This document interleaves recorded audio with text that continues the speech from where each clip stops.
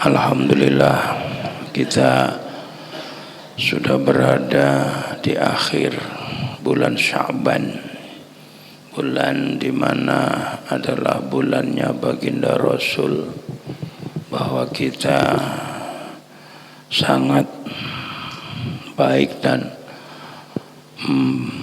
memanfaatkan bulan Sya'ban ini dengan selalu banyak bersolawat.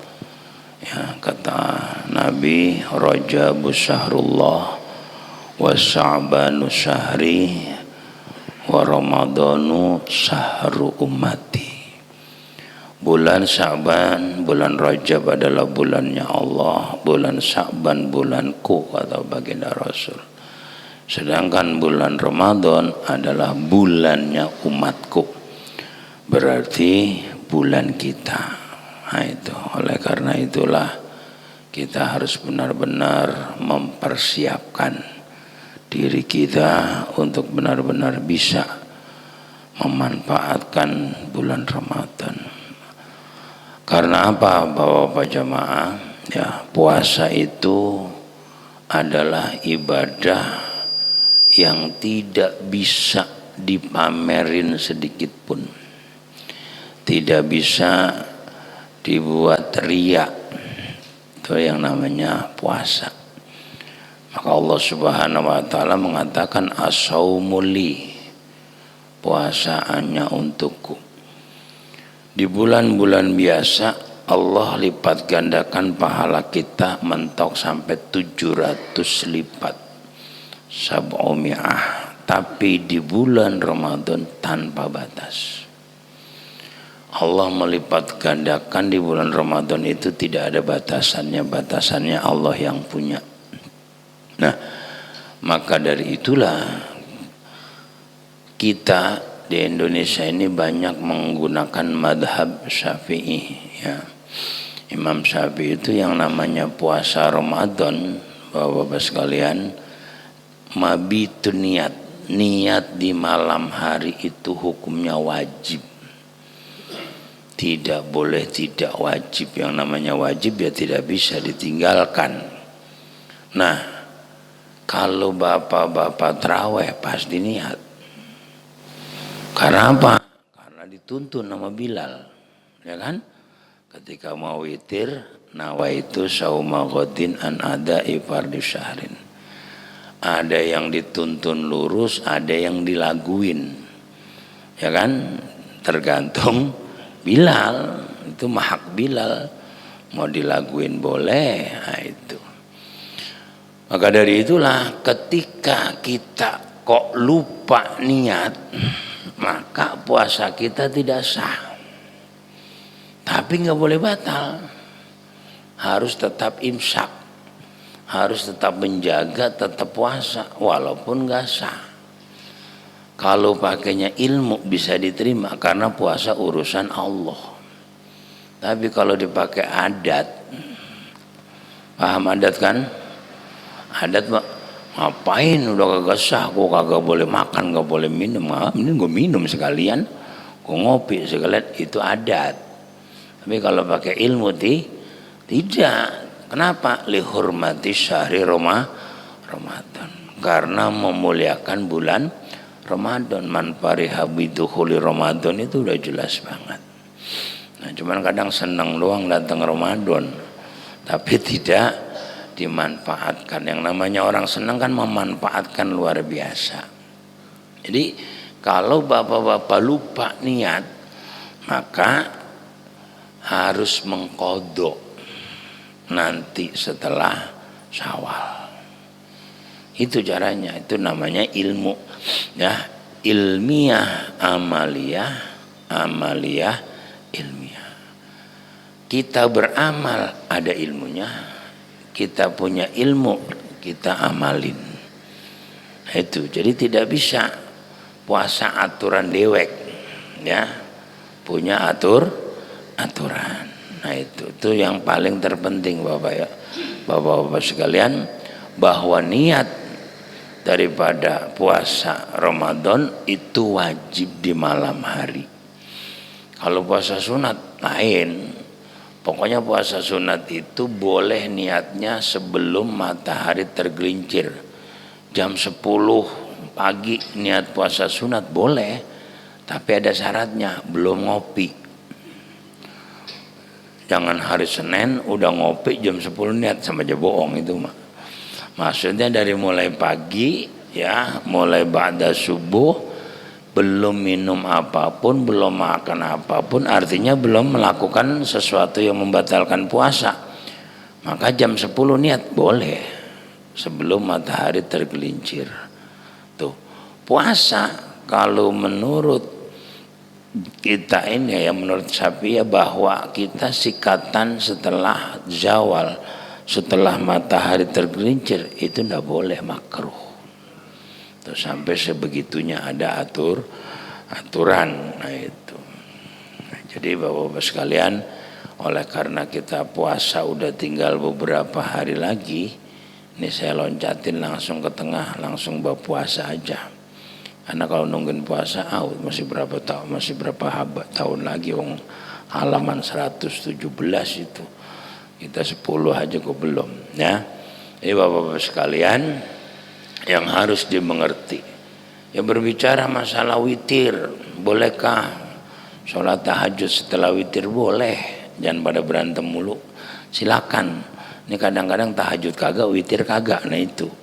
Ya silakan witir di masjid, nanti tahajud di rumah, ya kan? Nah cuman nggak usah witir lagi kan begitu. Nah ini makan akhirnya jagain witir, begitu selesai taraweh pulang. Karena apa? Karena mau dibalengin sama tahajud. Akhirnya tahajudnya kagak, witirnya kagak. Nah, ini kagak urus, ya kan? Nah itu jadi beberapa hal yang kita tidak perlu perdebatkan ya, ada kaul-kaul yang memperbolehkan. Terus bagaimana sholat ibadah itu Bapak-bapak perlu sabar, bukan ujian doang yang perlu sabar ya.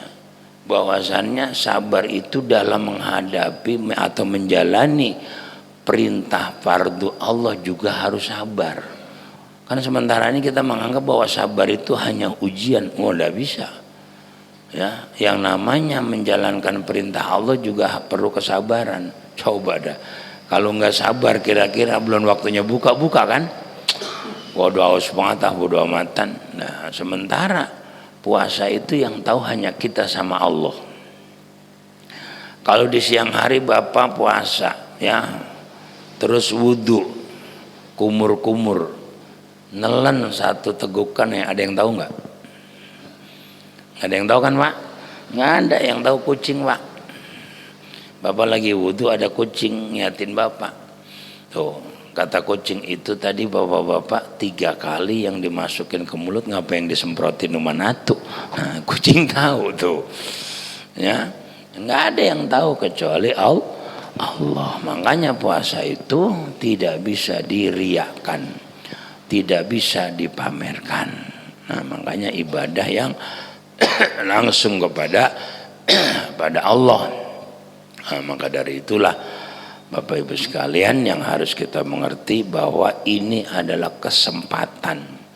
Tidak semua umat sebelum baginda Rasul diberi yang namanya keistimewaan Ramadan. Maka Nabi sampai mengatakan, seandainya umatku itu tahu akan keistimewaan bulan Ramadan, minta Ramadan setiap bulan. Subhanallah. Kalau kita mah kadang-kadang kita suruh bahagia kan ketika ada yang datang kan, alhamdulillah. Kita kadang-kadang udah puasa lagi aja. Kira-kira itu ikhlas apa bagaimana tuh bahasa begitu? Lah udah puasa lagi aja ini kan gitu. Antara ikhlas dan tidak Allah yang tahu dah kan begitu. Ya. Jadi Bapak sekalian, puasa ada aturannya gitu. Jadi dan juga kalau menurut fikih itu juga ada Pak, cara masak orang puasa. Ya. Jangan gara-gara puasa nggak bisa nyicipin makanan. Ada caranya menurut fikih, ya kan? Caranya bagaimana? Batas daripada mulut ini namanya haddul fam, batas mulut. Maka untuk mencicipi makanan biar tahu rasanya, keluarkan lidah. Maaf, kalau bahasa Bono Keranggon meled. Ya, kalau bahasa orang kota menjulurkan lidah. Beda tipis itu sama aja meled. Orang Jawa sama meled. Keluarkan lidahnya Pak, maaf. Nah, berarti kan sudah melampaui batas mulut. Lidah dikeluarkan, tetesin. Kerasa, habis itu ke kumur. Itu cara nyicipin bulan Ramadan. Tapi jangan ditetesin, ditelan, ya batal. Itu cara masak. Bilangin istri bapak, jangan gara-gara puasa bapak buka ini sayur asem apa kencing kuda, kan jadi urusan. Udah lapar, begitu dicicipin asinnya minta ampun, kan jadi ribut. Makanya fikih mencarikan solusi. Jadi lidahnya dikeluarin, ditetesin, kerasa, langsung ke kumur. Gitu. Itu cara masak bulan Ramadan bagi istri bapak yang kagak head. Lagi head mah nggak usah melet-melet dong, jelas-jelas puasa aja enggak. Nah, ya kan? Nah, itu caranya. Itu cara masak di bulan Ramadan. Jangan nyusahin orang. Ntar istri bapak nge-share di grup, tolong dong yang head ke rumah saya, minta tolong cicipin masaknya rendang, dicicipin sama temennya, kurang garam, coba lagi, udah cukup, pulang kan Pak. Nah, kira-kira datang maghrib, berarti kan bapak ibu buka tuh, yang tadi nyuruh buka, kira-kira yang nyicipin ngarepin nggak Pak? Ngarepin dibagi nggak? Ngarepin lah, manusiawi, nggak mungkin yang namanya wah masak rendang minimal ntar gue dianterin kali semangkok makan gitu, tungguin sampai buka selesai kagak, ntar kali habis terawih gue kagak, sampai subuh bujuk buneng ternyata gue tibang suruh nyicipin. Itu kalau tidak punya ilmu. Nah, jadi nggak usah susah-susah nyari orang yang head. Nah itu ya. Jadi Bapak Ibu sekalian, bahwasannya menjalankan ibadah puasa ada ayatnya, ya ayyuhalladzina amanu. Ada kata-kata amanu. Artinya orang yang bisa mengerjakan puasa adalah yang hatinya ada iman. Ya ayyuhalladzina amanu kutiba alaikumusiyam. Nah, oleh karena itulah perlu sabar. Kalau puasa nggak sabar pasti batal. Terawih butuh sabar nggak Pak? Ya, terawih butuh sabar. Karena kalau terawih nggak butuh sabar, terawihnya keliling, pindah-pindah. Kenapa? Karena saya pindah, imamnya giliran yang lelet. Kan suka nanda-nandain iman, mana imam cepat, mana imam santai, mana imam lelet. Nah itu nanda-nandain imam. Masa puasa mau nyensus imam? Pokoknya mau nggak usah bismillah istiqomah di Nurul Ihsan, udah untung pindah sono ngapa? Ngikutin imam yang cepat.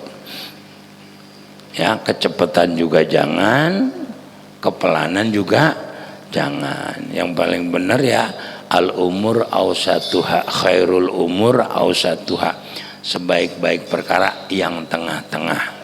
Lah kecepatan juga, aki-aki sama nenek-nenek ampeg, ya kan? Wah jangan di Nurul Ihsan pingsan kita. Itu jadi yang tengah kecepatan enggak, kepelanan enggak, itu yang paling betul kan begitu. Nggak usah ini wah ditanya, nggak usah makin nanya DKM, Pak minta jadwal imam, yang mau jadi imam enggak, cuma pengen niat. Nah itu karena apa tadi, ibadah butuh sabar, nggak bisa. Jadi sabar itu bukan hanya di dalam menerima ujian, tapi dalam menjalankan semua fardu-fardu perintah Allah itu juga harus sabar ya. Jadi Bapak Ibu sekalian, itu yang harus dimengerti, bahwasannya puasa ada aturannya.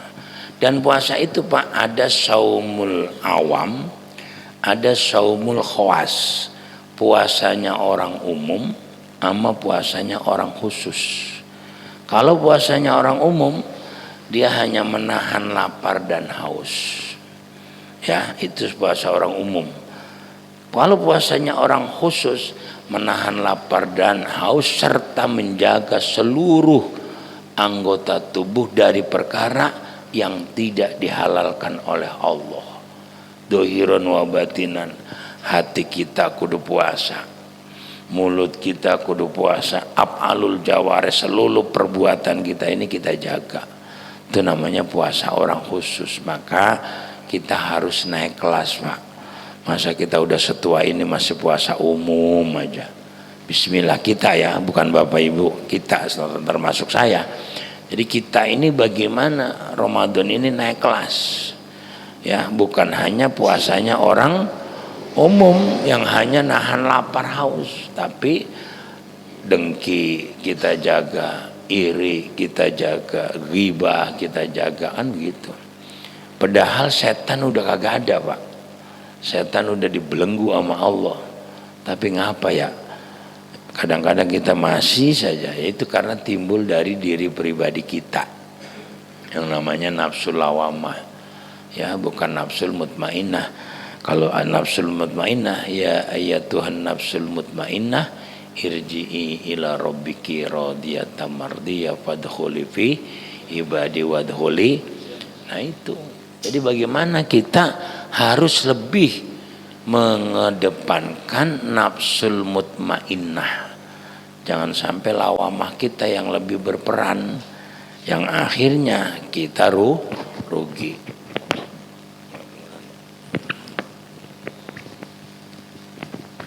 Ya, yang akhirnya kita rugi. Karena apa? Lawamah lebih dominan menguasai kita. Kalau lawamah ya jelek-jelek doang. Nah itu makanya ketika masuk Ramadan, Pak, berazam, saya kudu hatam misalnya, Pak, 3 kali balik. Itu saya harus baca Quran. Itu mau baca Quran mah bismillahirrahmanirrahim, sejus gue udah baca Quran. Tapi harus punya tekad, saya harus hatam. Berapa kali? Silakan Bapak janji sama Ibu. Ya, kita harus berazam jangan sampai bolong taraweh.